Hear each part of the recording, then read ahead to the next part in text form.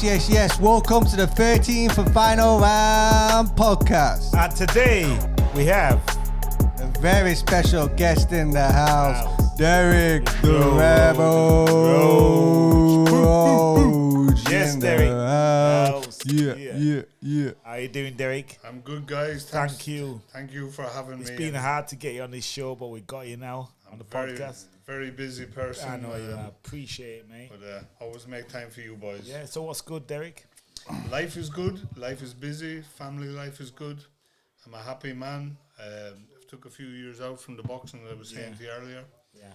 And I'm enjoying my time to be a little bit free and spend with my family and not rushing home from work every day and going to the gym and not having a minute to myself. So I'm enjoying life. Well, good. Life's for living, in it. Absolutely. That's good. So, Derek, tell us about yourself, about where you're from, your family's from. How did you end up in England? What? How did you end up From in a England? boat. I could. Why did you do it? I could have ended up anywhere. The way my life was going. Yeah. I left Ireland at 18. I left school, no work. Got on a boat with £70. Ireland from 18. Using Ireland. How was Ireland for you? Was it a nice place for you? What was your upbringing like? My home, my upbringing was the best I could ever. Yeah. I could never wish for. So what made you come to England? Just looking for work, looking for a job. There was nothing there when I left school. There was nothing for me.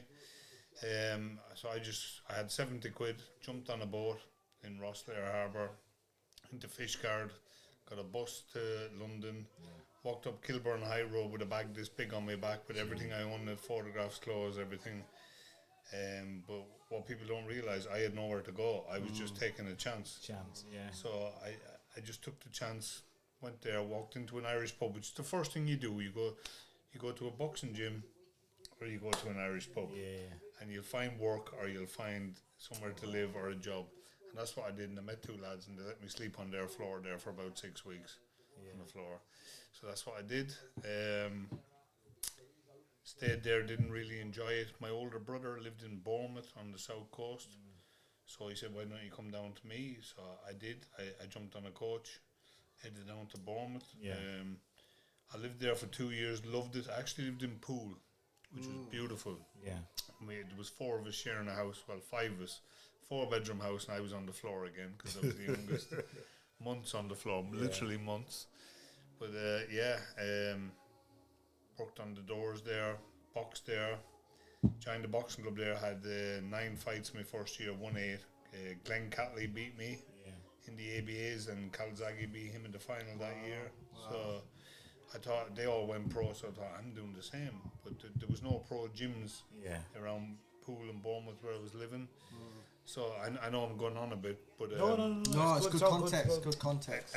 A guy who I went to school with in Ireland married a Leeds girl and was living in Leeds and said, "Come up to me, you can stay with me."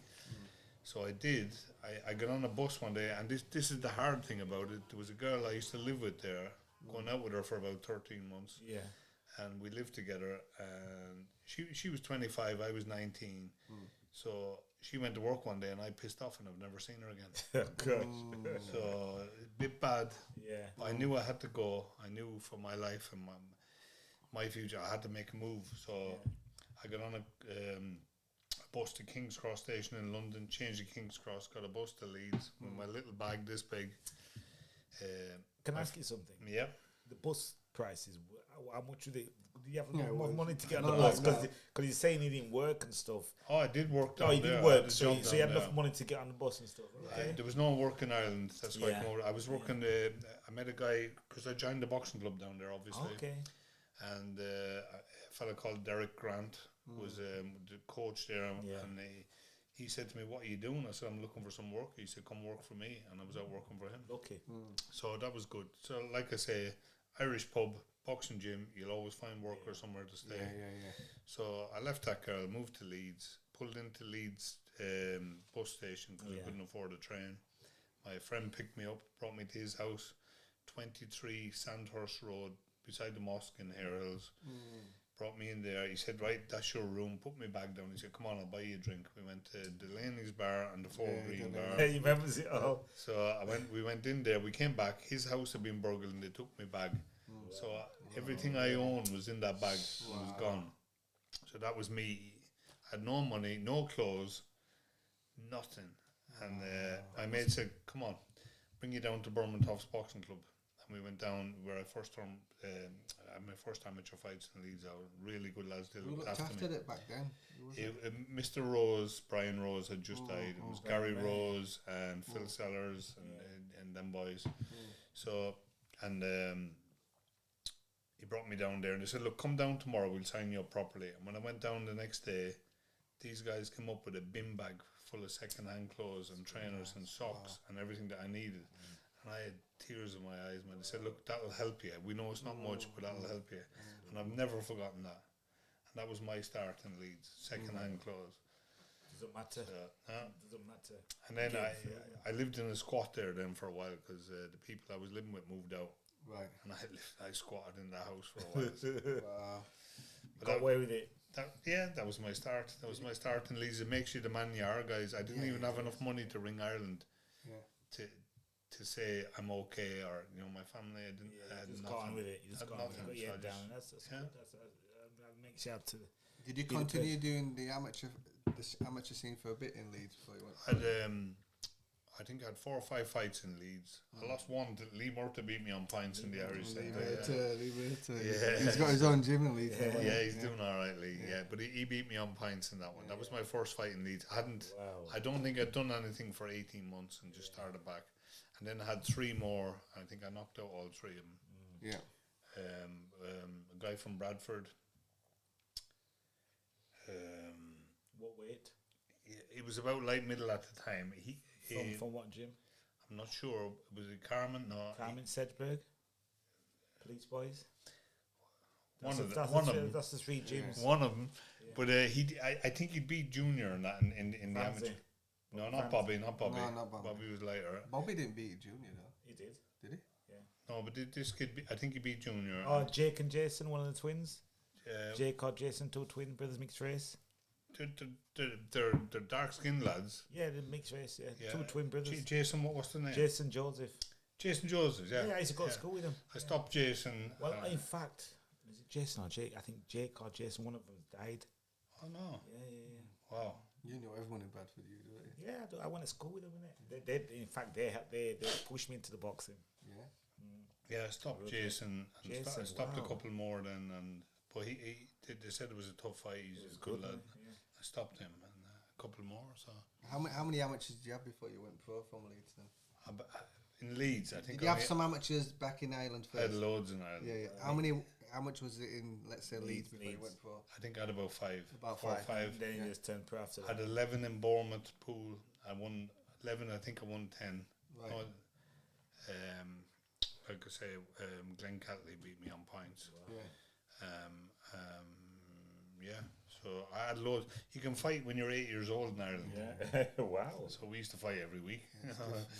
So you get loads of fights. It's in the DNA, innit? Yeah. It's blood. So after you had the amateur fights, you turned pro after that. Who did you sign up with? John Selabansky. I remember them. Big John. Love John, man. I love him. I still love him today. Good man, yeah. Down at round 1, boxing gym. Yeah, that's it. Rocky gym. Kevin Spratt trained me. Kevin Spratt, yeah, remember. Kevin, I've only the best memories. No regrets. Good memories. Did Kevin used to train down at Virgin? No, I used to go in there just on a Saturday or Sunday and do a bit down there. There was a guy called Joe there who used to say, just come in. He was the manager and used to let I remember Joe. Yeah, I remember nice Joe. guy, yeah. Mm. Excuse me, guys. It all goes fast though, doesn't it? It's too Before fast. you know it was over, Life's right? gone. Yeah. So how was your journey through to the pro ranks and that? And, building like your first fight and this. First fight I was with Ricky Manners, believe it or not. Yeah. Ricky. First 2 fights I think was with Rick. Right. And I left Rick then and went. To be fair, Rick wasn't established then. Starting out. And I was his first pro, and at the time I didn't think it was right for me, so I left Rick. But and I went to Kevin Spratt then. And I think it got better from there. Kevin, yeah. But the thing about me, and I'm going to be honest here, brutally honest, I never once trained between fights. Seriously?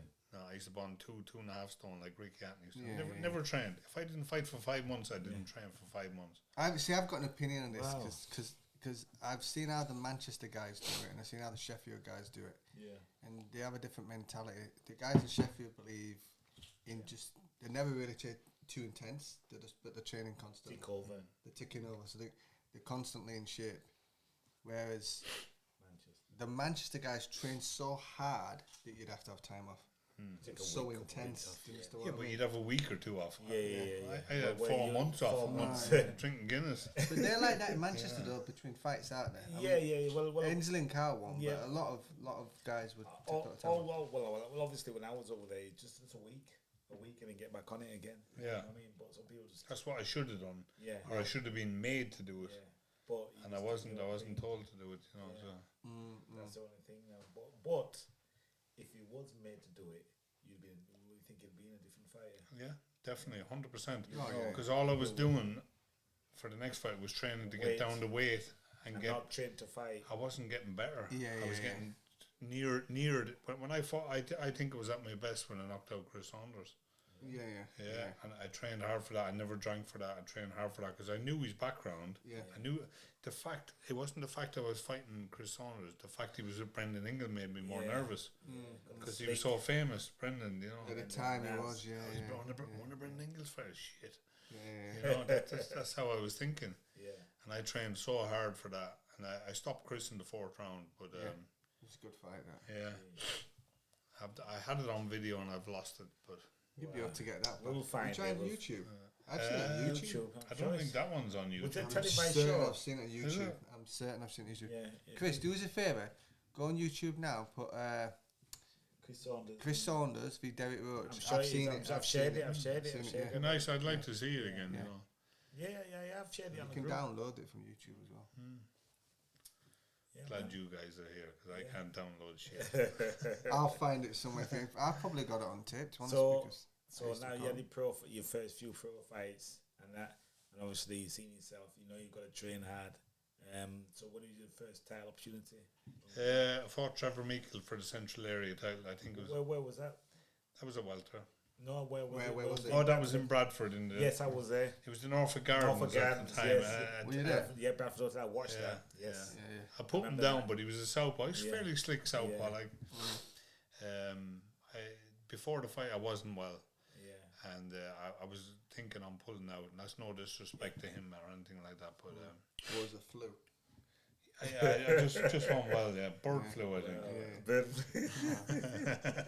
Weird things happen to you though when you're cutting weight and everything, don't they? Everything going, don't you? The immune system goes down, so you got to take all these supplements. When you was like, obviously, what methods did you use for your diet? Just want to know. Cut down on the Guinness. Yeah. I used to weigh everything before I ate. I wouldn't eat anything unless I weighed it. Okay. You weigh your food? 2 ounces of pasta, 6 ounces of chicken breast, 2 ounces of white fish, 6 ounces of rice, 30 grams of porridge oats for my breakfast, baked potatoes. Who taught you that? No bigger than a guy called Tony Brown. It was a Tony Brown, yes, massive bodybuilder. You know, he used to train me at Sedgburg. Did he? Yeah. He big massive bodybuilder, massive guy. He boxed John Nelson. Did he?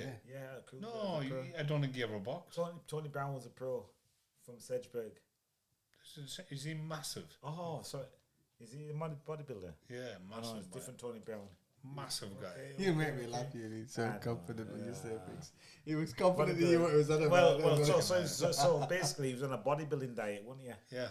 Right. But he just probably like John here. He probably just knew everything about your metabolism and your weight loss and weight gain. He's learned how all the macronutrients balance.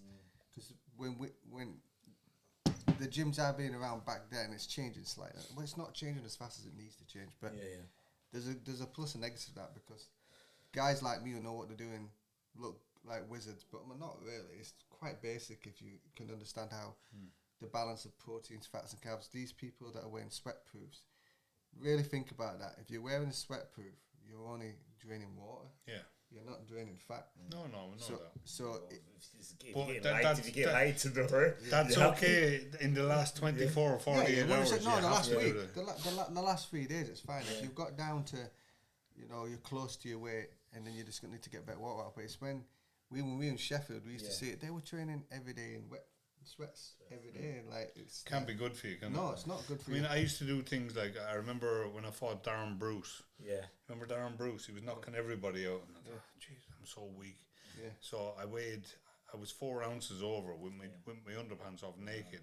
Yeah. So I thought, shit. Kevin Spratt said to me, "You'd have to go for a run." I said, "I can't run. Can't even walk." So he said, so I bought, the Bubblicious bubble gum. Yeah. I bought about 5 packets of them. I walked around the car park for 20 minutes spitting, and I spat out 5 ounces. So that's how I did that. Wow, you're so cheap. Yeah. I never heard of that, you know. Yeah. No, they did do that. No, because the Bubblicious, your mouth fills up with water, and you just spit them out. Spat out to 5 ounces. Yeah. Another time, I went up, sweatsuit on, just shadow boxing, moving around, whip it off, jump into the bed in the hotel, wrap up in the mattress, with the sweatsuit on, wrap up in the quilt, sweating, then jump out into a boiling hot bath as hot as you can bear it, with mustard in it, and makes you sweat. So I sweated out that way as well, because literally they say to you, walk for 10 minutes, can't walk, can't run. The hot bath's better, you know. That's the hardest part of boxing, making the it diet, weight. Wow. Making it weight. Not like the heavyweights that can just do what they want to do. Right? They don't realise how lucky they are, do they, the heavyweights? No. Like them cruiserweights still have to do things like that as well. Yeah. Some they've got a big choice. They've got a big choice, haven't they? Either go in like a couple of stones lighter against a bigger guy, or cut the weight and come down. Well, Usyk's doing it, isn't he? Yeah, And then, but if you have the right people behind you, like yourself and dietitians, you can build yourself up properly. That's why I went into it, because I knew after boxing the thing that I lacked was an understanding of food. Knowing what I know now, I wouldn't have been trying to boil down to 10 stone. I'd have been trying to. I mean, I'm walking around at 13.5 stone. I've got a little bit of weight to cut, but I'd be a problem. I'm about 13 now. I think I should be a middleweight or super middleweight if I box now. You cut a lot of weight as well, didn't you? Yeah, I did. Well, I used to walk around like 13 and get down to like sometimes 12. Depends what fight I go. I'll fight at super middle or light middle. I used to walk around 12 and a half and I get down to 10 and a half. That's a lot for a small man. Like. Yeah, for once I was 14 and I got down to 11 stone 6 for an English title. No good, is that? Well, I was dieting properly because Dominic gave me I have to eat properly where I wouldn't do my own thing. You know, starve myself and get down. I was eating, so you had an idea what to do. Well, very idea. Careful, lad. I know you might watch him, but I got my opinions on that. But I took up his supplements. That's why I didn't know about supplements. Did you take supplements back in the days before? I did, Yeah, so you knew about the supplements. I didn't know anything about them. I just took it. You have to be careful what supplements you take. Supplements you take as well. So you took the basic stuff like Royal and vitamin C and multivits and that. Yeah, so I was lucky. I had a good sponsor in Delaney's bar. Right. I used to run the door there for him, but he used to sponsor me. Yeah, paid all my medical bills, paid for even my kilt that I used to fight in. Also, so you used to work as well as box as well. I worked so on the doors. I worked on the doors, but I also in the season I used to go on the building sites as well. Right. You've always been a hard worker. So tell about the doors. How was it like on the doors when I knew about that you were a boxer? You used to be rough back then. I worked on the doors first down in Bournemouth and Poole. And when I was 18, 19, I got stabbed down there in with the scissors when I was obviously a young chap. And my friend got put through a big plate glass window, the full window of the pub the same night, and both ended up in the hospital. But one of them things you laugh about it now, you know. Yeah. So you're just lucky to be, be thankful to be alive. And then we had Delaney's bar. Then when I come up here, and who the fuck's this young fella? I was still 19, I think, maybe 20 when I came here. 20. Yeah. Who the fuck's he telling me to get out? I'm not coming in. You know, and I think it's fucking. This is going to get messy, and it did get messy a few times. The thing is in Leeds when you go out as well, like. Well, it's probably everywhere, but you always pick. They don't never pick on the big guy who's never fought. You always pick on the little guy who can't fight, innit? And then you have to show them. I mean, they're surprised. To be fair to Denzel Brown, you know Denzel. Yeah, Denzel. But Denzel's come down to me one day and he said, "Derek, don't know what it is with you, but there's a lot of black guys up here in Chapeltown. They want to kill you, man." I said, "Because you're after bashing up some guys." I said, "Well, I'm I'm working the doorman. He said, well, I've put a word in and they're going to keep away from there. Okay. Those particular guys, thank you, man, appreciate that. So, Denzel's from Chapeltown, isn't he? Yeah, but he knows everyone there. I've never met Denzel. I'm from Leeds. Cool, I've never met him. I sparred with him when he was fighting Dennis Andrews. He couldn't get sparring, and I went down and I sparred with him on my own. I was still amateur, I think. What weight was he? Cruiserweight. And you boxed it? Welterweight. You didn't give a shit. So I remember Sharky ringing me one day. He said, Derek, Sharky was one of the first people I got to know. Went to his gym first, I think. And he looked after me, so he guided me a bit. And he used to pick me up and drop me off. And Sharky's a good lad. You know, when I had nothing. And he said to me one day, look, Colin was fighting, I can't think of the guy's name. Colin Manners was fighting. Manners, Can't think of the guy's name anyway, but he was like an eliminator for the British title. I think I know you're on about. I can't. He said, Derek, was it Eurosport, wasn't it? I don't know. I think it was in Eurosport. 20 plus years ago. So he said to me, we come down and jump in. I've got 2 other lads coming down as well. One in, one out, one in, one out. I said, we get 12 rounds for Colin. I said, yeah, of course I will. Wasn't fit, but the other 2 guys didn't turn up anyway. Mug, dickhead here, tried to do them all. I think I did about 7, but... Did you? Wait, did he good though? Yeah. Was he boiling down as well, or was he close to weight? Good Colin.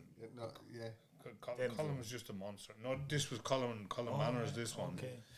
He was, I can't think who he was fighting. Pressure fighter. Colin's big, powerful man as well. Yeah. But it's a great experience. I think I've been able to, you know, I think it was an eliminator he was fighting, but I can't think of the guy. I can see the guy's face, but can't think of his name. No. I want to say Cornelius Carr, but it wasn't. No. Middleweight anyway, but I can't think. Good. Who's your favourite fighter? Mike Tyson. Yeah, why? Is his mannerism? Have you ever met him? Yeah, he has. Everything about him, just the way he walks into the ring, his attitude, the way he looks at you, everything about him. Ultimate fighter, man. I don't give 2 shites what anyone says. If he had stayed in the straight and narrow, he would have been the best fighter ever lived. True. My humble opinion. My hero was Muhammad Ali, but I can't argue with that. I don't think Ali, in all honesty, would have gone 10 rounds with Mike Tyson. I think he would have walked through him. Joe Frazier beat Ali. Ali beat him once, didn't he? And I don't think Joe Frazier is anywhere near the caliber of Mike Tyson. Let me put this to you, though. Like, when I see Ali, me as the Ali hero, the Foreman, the Norton, the Frazier, I don't see that as found a way out to I see Ali as when he was more Cassius Clay, when he fought Cleveland Williams. Yeah, because when I see that combination is one of the best I've ever seen. Precisely. When I see him fight Cleveland Williams, I don't know how anyone beats that Ali. Yeah. Because I don't even know how Tyson deals with that Ali that night. Well, Tyson did Tony Tucker and the likes of them people, and I can't think of the names. I can see Holmes, Larry Holmes. Larry Holmes. Look at the way he did to Marvis Fraser Jr. I nowhere near as good as his dad, but even still 1 round. Yeah. You know. No one can argue that Mike Tyson, there'll never be anyone more entertaining than Tyson. So I always say this, like, people are going to start thinking that I hate Mayweather's. I don't hate Mayweather's, but I just recognise my business away from the podcast is social media. I use social media to my advantage to get myself paid well, right? And I understand if you know how to use social media, how beneficial it is. But Mayweather in the 80s, it was word of mouth. Yeah. You only got to the top on word of mouth. Yeah. So you had to knock guys out in boxing. Yeah. Or you had to, right?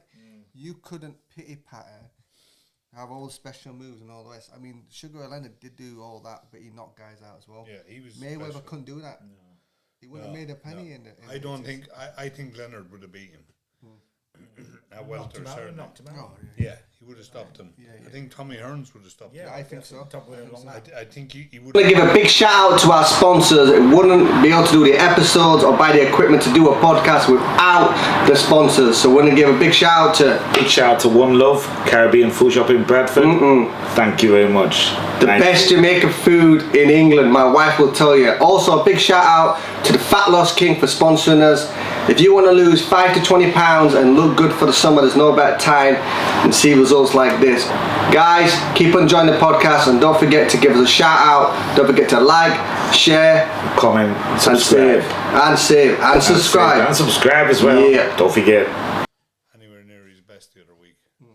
And I wasn't totally impressed or convinced, to be honest. Okay, what were you thinking before the fight, though? I thought the other guy was going to win. Why? I thought he was bigger man, stronger. Did you see the way he was coming into the ring? Did you see his eyes? Like him to go to bed. Yeah, well, I thought that as well. We watched it together. That's what I mean. He was weight trained. He wasn't. He didn't fight the same man who was normally there. And he hinted at that in the conversation after the fight. And he struggled. Right. He said he didn't want to make excuses, but he needs to move up for sure. But Mayweather has actually said he don't want him to go 154. Should move right to 158. It's not down to him, is it? Yeah. If you can't make it, you do. I mean, the way. We're just going back to Mike Tyson there. The way I judge a fighter and how good he is and how exciting he is. If Mayweather was fighting in the pub car park over there, I don't think I'd go across to watch it. And if Mike Tyson was I'm travelling the world to see Mike Tyson, and that's the difference. Definitely Tyson's different. My hero. I would love to have Mike Tyson on the podcast one day, man. I'll speak to Joe Egan, see if we can get him on. I've spoke to him lots of times. Do you know what I'd say? I speak to him most of the time. You know what I'd say to Joe as well? I'd actually go into this. We hadn't talked to Joe about this, but let's talk about it off camera. Sometimes if we get you a camera, we'll talk about it off camera. I've got an idea off camera. But the reason I think Crawford beats him is because Crawford's proven now, without an argument, right? He's gone. When you're in a division where there's other champions and you move up to the next division, you leave that discussion open. Could he beat this? Could he beat that? Yeah. He's closed that discussion on 2 different occasions now. He closed it down at light welterweight. You can't stay out because he took off 4 belts, and he did it at welterweight, and he made a decision to do that, right? Whereas for me, Mayweather handpicked his fights. He don't beat Pacquiao in his prime. I don't care what anyone says. When Pacquiao were knocking everyone out, that Pacquiao for me would have beat Mayweather. He waited. I don't blame him. He chooses timing. His timing. But on the other hand, and I'm not a Mayweather fan, he won with ease against Pacquiao. Yeah. And you know it as well. Do you think Pacquiao was injured though? I personally don't know if he was injured. All right, it might have been the wrong time, but he's had another 20 fights since then, hasn't he? Yeah. So there's no excuse that way. Remember Amir Khan fighting Barrera? Yes. It's the same thing. Yeah, Barrera's in his peak time. Of course. Different league. So the timing was right to get him. You know what I mean? We all know there's leagues in boxing, don't we? And do you think that Crawford would not beat Mayweather then? I don't think he would. Tell us why. I'm interested. I just don't think he'd be able to hit him. Hit him. Yeah. So Crawford's technique is cutting down the ring. His ring craft. Yeah. Do you think he'll cut him down? No. Stop him from running around and boxing. Listen, you can cut Mayweather down. You still can't hit him. You know what I mean? He's just a different. It's interesting. He's not the best fighter in the world or the best fighter ever, but he's certainly the best defensive fighter probably ever. Yeah. You know. Better than his dad. Yeah. When he fought Sparked a few times, didn't it? You know what I mean? It's an interesting one. I think that Crawford will beat him because Crawford can go southpaw orthodox. Switch. He will try to make it a fight. Yeah, but he's not. There's nothing special about him. He's brilliant at everything. Really good at everything. But there's nothing you go, wow. He'd never do that like he did with Sugar Ray Leonard. It's just not there for me. It's just not. Maybe he'll prove in the future. I don't know. Who am I? You know what I mean? Don't you think there are some of the top fighters, like when you saw Cotto, no one was really impressed with Cotto and they got him there with him. I always liked Cotto, to be honest. And who did I have? Who did Cotto fight? Did he fight? Mayweather. He fought Mayweather. No, but he fought the Thai guy. No, the Thai guy. Thai guy. What's his name? We were just talking about Pacquiao. Yeah. Fought Pacquiao because people were betting against me. He'd beat Pacquiao. I said, don't think he will. Yeah. But Pacquiao did him his best. Yeah. Pacquiao busted. So Pacquiao was in his prime then, and I think Cotto is one of the best out there. I remember you really made me understand boxing. You made me really understand Pacquiao because I was training with you, and he was going to fight De La Hoya, and you told me adamantly Pacquiao would destroy De La Hoya. And I'm like, no, I can't, no way. And I'd only seen Pacquiao fight Barrera and Eric, Morales. And I went, and then after that fight, that's when I really started to pay attention to Pacquiao, like the way he did De La Hoya. De La Hoya didn't, he'd give him being, De La Hoya didn't want to come back after that. And a few funny stories from boxing. Yeah, go on. Let's go. Right, so I fought a Polish guy in Barnsley Metrodome years ago. After I lost my British title, I had a few comebacks fights. I think I stopped him in the second or third round anyway. And obviously he's Polish. John Celebanski is Polish, speaks a bit of Polish. So Danny McDermott's dad, Nigel, who wrote my book, was he was covering it for the Yorkshire Evening Post. So I said, Derek, I'd love to get a few words off the Polish guy. Adam Zadwarny was his name, Adam Zadwarny. So I said, does anyone speak Polish? I said, John's there. I speak Polish, of course I do. So I said, come on with me, I'll ask him. So they sat down around the table anyway, or in the dressing room, and John Celebanski, Adam Zadwarny, Nigel McDermott, and they were there. I was there, and I was smiling anyway. But Nigel says to him, "Could you ask him how strong was Derek Roach compared to the usual questions?" Yeah. So in Polish, John went blah blah blah blah blah, and the guy answered him and went blah blah blah back in Polish, and John turned to Nigel and told him everything back in Polish. And then he said, "What's your next question?" And John, he said, he's like this, thinking, "Can you ask him this question?" He asked him about 6 questions, and John turned back and answered them in Polish every time. Really? Yeah. So. And you was like, what? So Nigel McDermott says to me, he said, "Derek, I never got one word of English out of it." He said, he asked him in Polish. He replied in Polish, and he told me back in Polish. I never got one word. So that was great. That was funny. And then, when I was fighting Darren Bruce, I fought. Where did I fight? Do you want some more? Yeah, it's probably that. It tastes nice. You want to try some? Do you want some Guinness, lad? There's no Guinness left. I'm well, have some of these. I've got one of these. You want a tin? No, I'm not drinking that. That's too strong for me. You want a little bit? Nice and cool. I have a little bit. Go on, have a little bit. Strong for you. Kills me. That kills me. Kills me. I'm only having... Today I'm only driving. Yeah. You can... Just leave a little bit in there. Derek can understand. No, Derek don't want that. Derek needs to join us, lad. How much is left? Derek, you like Chris, that, there's a bottle of red wine out there. There's nothing much. There's nothing left. No, don't drink it. Don't drink it. What's your favourite drink, Derek? Guinness. Cheers, mate. Guinness. See, proper Irish. Guinness, red wine, champagne. With champagne. Listen, I'm an Irishman. Drink anything but I just have favourites. So yeah, I'm trying to think. The story with John Celebanski. Where did I fight Darren Bruce? Can you Google that there? Yeah. I'll tell you. Yeah, I come up. Yeah, Try and get it up now. It's nice, isn't it? It is. We're drinking Desperado, people. Saturday night. Where did Derek Roach fight Darren Bruce? Desperado, if you're watching this podcast, we're here. If you want to sponsor us, we're here. We don't normally drink. Yeah, and we're going to hide the tin now. You know what I mean? So hide the tin now. We don't need to. The one you want to drink. Yeah. Yeah, open it up, pal, yeah. Go on, drink yourself. Yeah. So. I'll tell you. Sorry, boys. Sorry. Darren Bruce. Bringing up Darren Bruce was not bringing up where it was. Who you looking? Was it who he fought?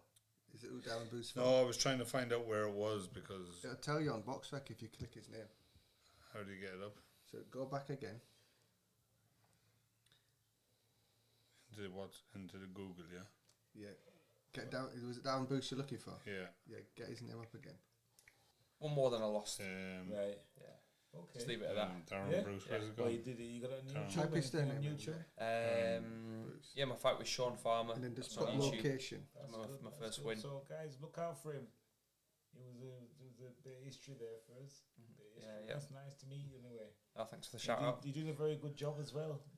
Supplies with drinks and stuff. Thank you very much. I'm still not given. Still not saying where the fight was, is it?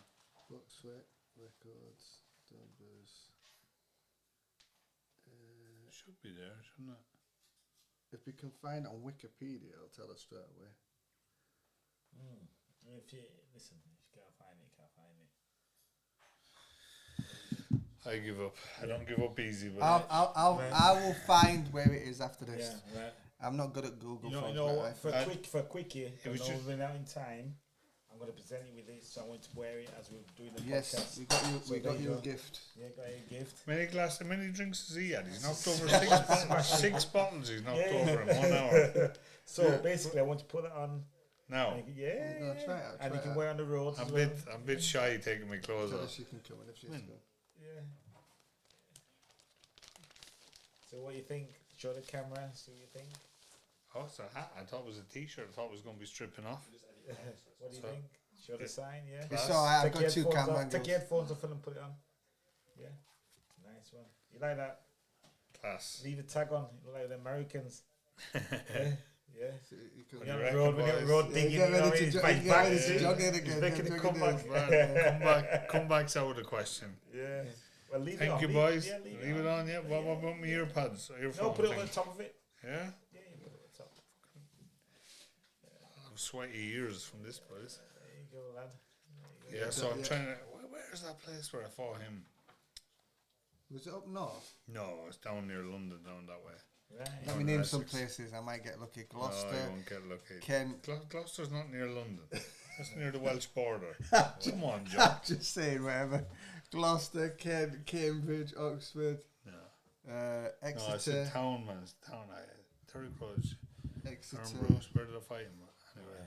We'll find out definitely. We'll find out. We'll put it up there. Definitely find out after. Yeah, man. That just ruins the funny story, that's all. Yeah.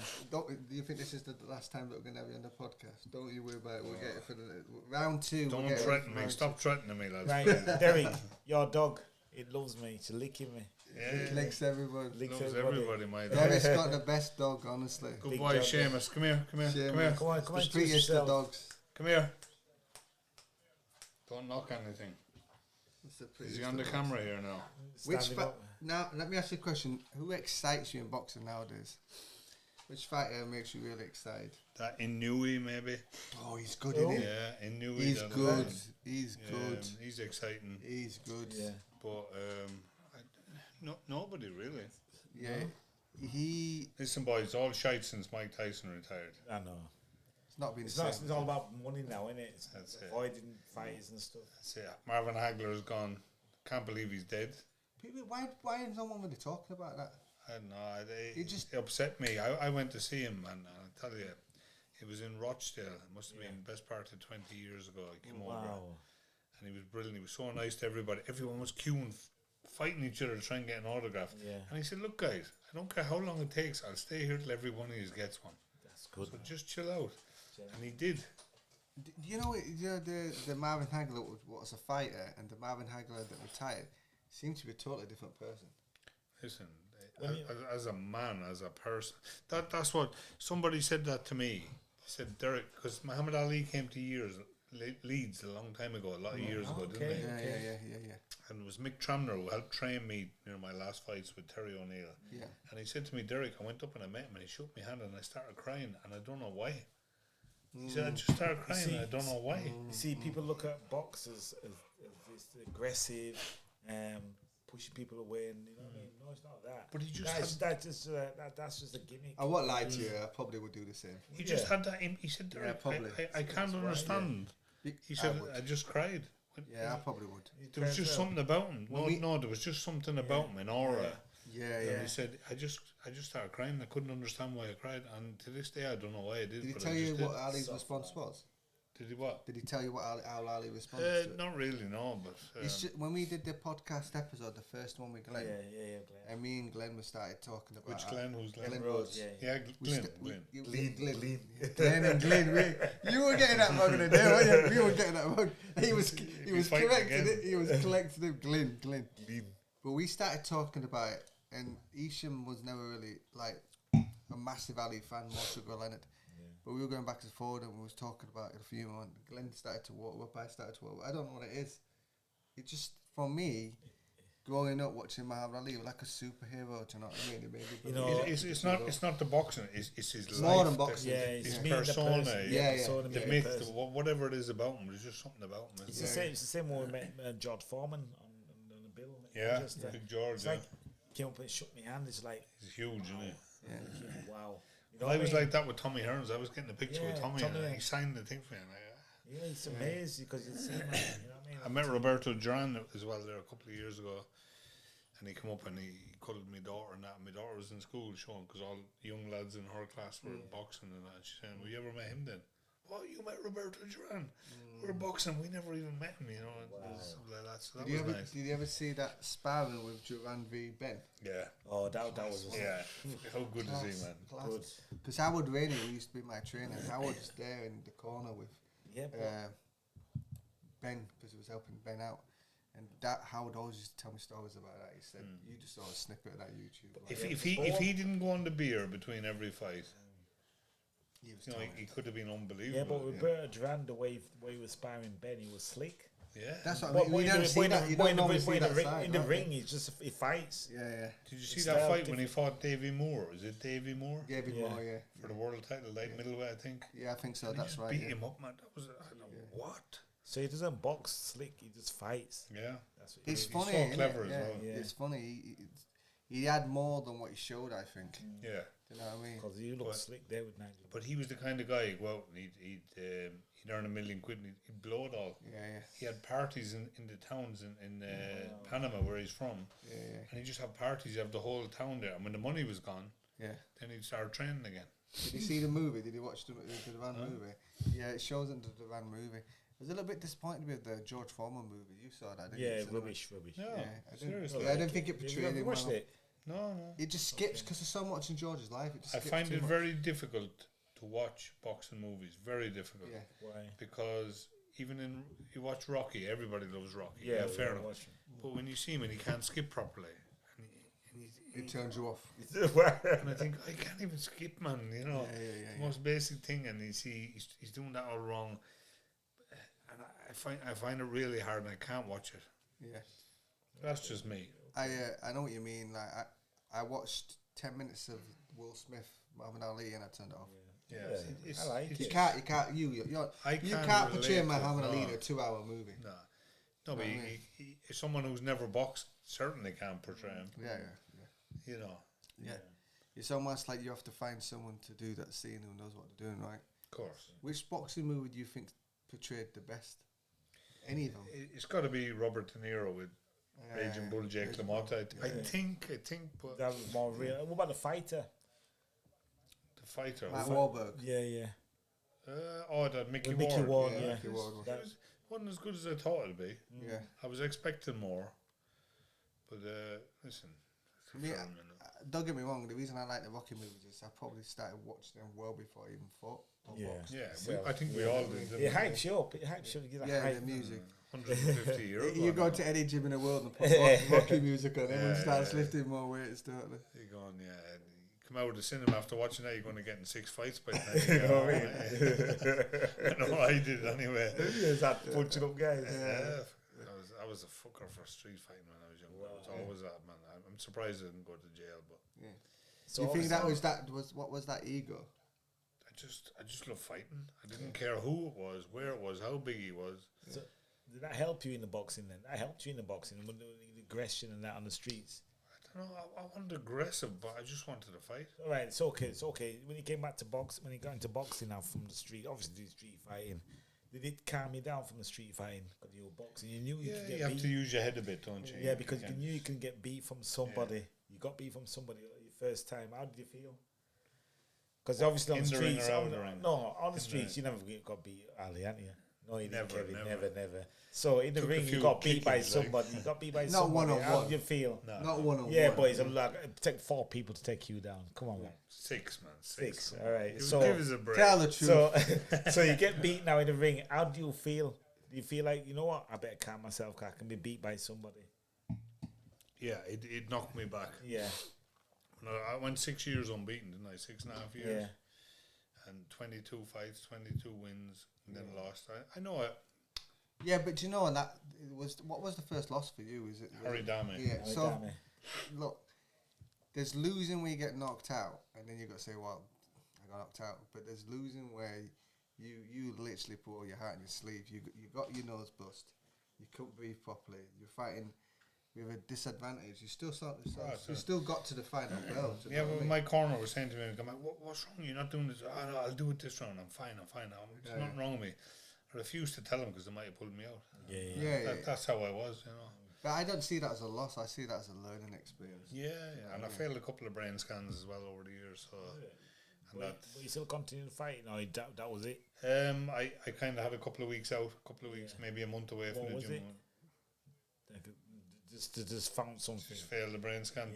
Tommy Gilmore called me in. There was I think it was Shadow or something. Bruce. No, Steve Foster was fighting the African guy. Malinga. From Namibia. Malinga, was it? Not No, Malinga. Harry Simon. Not Harry Simon. He fought Malinga in 9X. No, he didn't. I forget. No, that was Elmsday. No, he fought. No, he anyway. fought him after. Was it for the WBO? I think so. Tommy Gilmore called me into his office anyway. He said, "I've something to tell you, Derek." So I went up. He said, "Look, Derek, your career's finished. You failed the brain scan." I went, "Shut up! You're winding me up." Yeah. He wouldn't have called me over. He said, "Derek, I'm serious. That's it." I didn't know what to do. My eyes filled up. How did you feel? Oh, shock, mesh, shocking. So I had it 6 or 8 weeks out, and I went back and I passed. So I came back and I fought again. What was that due to, you think? Swelling. Could so, be so the hard bruising sparring, maybe. Yeah, the hard sparring. Could be swelling. Inflammation. Yeah. So It could be anything. Could be to do with water or glycogen levels. Yeah. Could be. I was thinking the very same thing there. No, but it's like you know, like when you get punched and you swell up. If he's come out of a spar and then he's got one day after, his the glycogen storage is. So that means you had a tough spar and went and did your brain scan. Possibly. You're not supposed to do that. You're supposed No, it might have been 2 weeks after. I don't know, but anyway. Yeah. My missus closed the boot of the car one day on my head as well. This shit. Yeah, I ducked in to grab a football and she was slamming down, hit me on the head, and split me open. Oh, that's good. I'm cringing thinking about that. What'd you do that for? Oh, jeez, I didn't mean it. You know what I mean? But Blood everywhere. One of them, blood everywhere. Wow. So that's the crack there, boy. What can you do? It's life, innit? Yeah. How many years is it since you've been out of the game now? Boxing, but Lifetime. it seems like a long time. When I retired after my last fight against Mahali Kotai for that WBO or IBO thing. What year was that? I think it was 2004. So I obviously I retired after that, and I drank every day for a year. It's over. Now, when you drank, was that down to depression or just missing the boxing? Missing the boxing, depression. So didn't know what to do with my life. People out there don't realise that when boxers retire, like you got nothing to do. You see, you got to reset your body to get back to normality. Drank every day, didn't know what to do. Because you want to go to the gym, get back in that routine. You can't do it no more. It's you're lost. So how did you feel when you finding new that you couldn't go back to the gym and everything? What do you do? It takes a while, doesn't it? Was you working still? Yeah, working the doors. I'm working, but did you find yourself having to distract yourself? Yeah. I just didn't know what to do, lads. Honestly, Wow. I was just lost. I had my first fight when I was 8. Fought the whole way through till I was 34. Yeah. And then you just stop like that, and that's the end. Lost. No. Gee. So it hurt me because I loved the fight. One of the best fighter in the world, but I loved it. Yeah. So how did you pull yourself round? I know help from my missus and good people around me, my family. You know what I've come to realise as I've got older that fighting's not just a physical thing. It's like you'll see fighters in business, you'll see fighters in other industries. It's something you're born with. You're a naturally born fighter. Yeah. So when you channel it into what you channel into, and then someone tells you you're not going to be able to channel redirection. Of course you do. You know what I And mean? it's hard to go into different. That's where Danny McDermott would have helped me then. Yeah. Guided me then, but he wasn't really. You starting out on it. You starting out. Yeah. When I won the British title the first time, I flew into Dublin Airport with the Lonsdale belt. Wow. And my uncle and my dad picked me up, and we stopped in a pub on the way down. We went, we saw you on telly the other night. So yeah, they were getting pictures now. Wow, it's amazing. That's insane. Then we drove in. I grew up in a little housing estate with 52 houses in it called the Beauchene.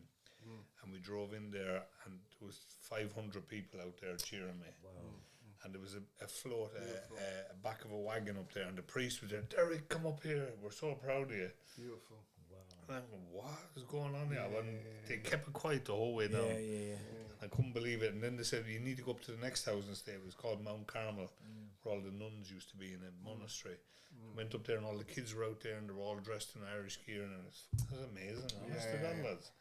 Yeah, not many people have experienced that. Nice, unbelievable. And then people ask me, when I retired, I used to fight in the kilt, and they asked me for that. And it's in a pub in Ireland now, and they asked me for it. It's up there in a pub, and it's up in a glass case and everything. So I was going to ask you, what do you think of Conor McGregor as an Irishman? What's your feelings on him? It's very difficult to judge a man if you've never met him. Okay. Entertainer. Do you like what he does for the Irish people, though? What? Sorry. Do you like what he does for the Irish people? What he's done for the Irish is very good. I love his attitude. He's so different. It's funny. He's entertaining. He's entertaining. He's brilliant that way. Yeah. He's a great fighter. He's a tough man. Yeah. He's made a lot of money for himself. He's made a lot of Irish people happy and proud, which I love. Yeah. But the story's going about he hit a man in the pub, and he's not an old man in the pub. I got you. You don't. I'm not going to judge him because I don't know him. Yes, I've never met him. You don't know what the I've reason never met him. I just from the background, I can see that this is a little bit similar to what I said about Mayweather. He's won one fight in 5 years, and he's a billionaire because he sold the Irish, and he's used social media so well. Absolutely. And I'm not going to knock him for that. And there's prize fighting and professional fighting, isn't there? And he's become more of a prize fighter than a professional fighter now. Yeah. And you can't blame a man for paying his bills, but it's almost like he's got successful too quick. From when he first started out, like 6-7 years ago, he was on benefits in Ireland, and then he's got silk sheets and all this money and all the rest. And you can obviously, I'm just speaking from the outside, I could be completely wrong. People talk on social media. I'm only mentioning what other people say, but they reckon he's got an addiction to cocaine and things like that. All right, well, that's again, that's a private thing. That's his own life. I'm not getting involved in that. Yeah. You go back to the 80s. Mike Tyson was worth $500 million when he was about 24 years old. Yeah. It's a lot of pressure. Now, how can a 24-year-old deal with that? Why would you? You're not used to it as well. Why would you? He used to get up at 4 o'clock in the morning to go for a run. Why would you do that when you've got $500 million? Not a chance. Precisely. Not a chance. You wouldn't get me out of bed 2 days a week if I was worth that much money. Precisely. That's what I mean. On a lower scale than Conor McGregor, but still big for its time. I ran Nas, training in the same gym as him, watching it, seeing him come up, seeing the discipline, all the rest, start chucking stupid money at him, and seeing the downfall of silk sheets, nice cars. Ricky Hatton said the same to me. He said, Derek, how do you get up at 5 in the morning and go for a run when you know you have $50 million in the bank? How do you do it? It's hard, man. It's hard. It's hard. I mean, I hope Conor can turn it around, but I'm only worth 20 million, and I struggle to go to bed. You know what I mean? You're doing a good job, mate. You're doing a good job. What do you think about Katie Taylor? She's got a rematch coming up. I think she should retire. She has nothing to prove. She's been one of the best fighters ever come out of Ireland. Probably one of the best females on the planet ever. Yeah. She's won everything she can win. Yeah. She has nothing to prove, but we all know. If you're hungry, he's still you don't like to get in a loss, though, do you? You want that last one, don't you? Yeah. It's hard. If you know, like what's happened to you when you had to retire with the forced out, if it wasn't forced out, how long would you be in the game? I don't know. It depends. Would you have ever known when to stop, or did you need to be told? I still don't know whether I should stop. I was fighting the other week down the road. On the side of the road. What happened? Some guy cut me up in the car, and I got out and I was fighting him. He must have been 25 stone. Yeah. I was fighting him, and someone else stamped on the side of my head there. Wow. The thing about it is, I came home that evening, and I was okay. I was happy. I was buzzing. You know, I had a fight. I let off some energy, some steam. My daughter had it on her phone. One of her friends was stood there and filmed it and sent it to her. Wow. So that's what you're up against. That's amazing. Like Rocky in it, Rocky 5. Young kid filming on the side of the road. See, That's what they do now. That's yeah. what happened to social You media. won, Now though, you gotta right? be very You won. careful. Well, I was half pissed as well. So let's be honest. I ain't gonna lie to you. shots. Yeah. They ran off like I didn't run off. I'm still there fighting. Wow. The rebel. He's back, man. He's back. I still remember that night out in Shrewsbury when we all went out, and that doorman was kicking off with Alex Mason. Alex Mason, yeah. We all come around the corner. That thing is well. He changed the mind pretty quick. Martin Jolly as well. Martin's not in a good place now. No. But I'm gonna get him on the podcast because do it. Do it. He's a good man, nice man. He'll do a good talker. He's mad as a hatter, like, but I love him. He fell asleep in some stranger's garden. Do you remember? Trying to find him in the morning. No one could find him. He slept in someone else's garden. That was a good night. We have to do that again, man. I love Shrewsbury, honestly. Yeah, we'll do it again. We'll arrange it. We'll do it again this time. Yeah. I worked in Shrewsbury for 3 months, and I used to come into the town. I told you before. I used to walk into the hotel. They knew me, and the guy's name is Mark Farmer. Yeah, he was the manager, and he said, "Derek, coffee or a red wine?" I said, "I love a red wine." Yeah, stressful day, and he used to give it to me. He never charged me. Yeah, but I used to go into Greg's up on the main street, and I used to buy. There was that many homeless people there, and I used to buy a load of hot dog, sausage rolls, and stuff. I used to hand them out to him as I went up. I did it every day for months. You know what I mean? I felt bad. I remember because I drove down with you and drove back. Did I drive down with you? I know I drove back with you. Did I drive down with you as well? Can't remember. Yeah, I think we did. I think I drove down because you took a detour. You said, I just want to go and check out that housing estate. Do you remember? My mate used to live there. Yeah. A little drive down. We'll arrange that. Do it. Great, I love Christmas. That's what I'm saying. What he's had a hard couple of years. Christmas, we'll go down. I knew more people there than he did, and he's from the town. We'll do that. But listen, Nottingham is supposed to be amazing. I've been out in Nottingham; it's brilliant. Yeah. So, what's good about it? All fighting. We need to arrange.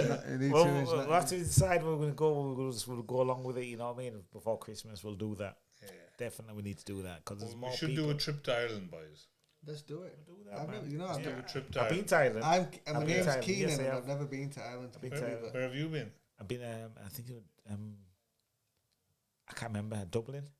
Dublin, yeah, right. Yeah. I went to watch a fight. Well, I'm where my house is. My dad's house. It's 100 miles south. Yeah. Cork. It's not far from Cork. Yeah, we drove to watch Lee McAllister. Oh yeah. We drove to Scotland. 8 hours. Wow. Van. Was it Aberdeen? Lee McAllister's in the group. Leeds from Aberdeen, Leeds from Aberdeen. Aberdeen, went there. Drove, did he beat Danny Williams? Yeah. Yes, he did. Yes, he went and punched him up, man. How did that happen, though? I don't know, man. Danny was just punched him up. Danny just lost it and didn't he? Punched him up, man. Danny Williams. I saw the video. Danny Williams beat Mike Tyson. Yeah. Well, look at that. That's crazy. Boxing's crazy. Guys, I tell you what, we're just going to carry on drinking, eating some pizza and watch this boxing, but we're going to leave it there. We're from Leeds, and I'm not from Leeds. I'm from Bradford. More or less. Look at that baby. Look at that. He's making a comeback. So anybody can sign him up. Email us. Listen, Derek is going to become a regular on the show because he's got good stories. We'll come back on and tell that story. Definitely. We're gonna get these stories ready for next time. If you just want to hit the music and we're gonna take us out. Just hit the button. Go for it, D. Yes. Thank you, people, for tuning to 13th and Final Round podcast. Don't forget to like, share, and comment. And subscribe.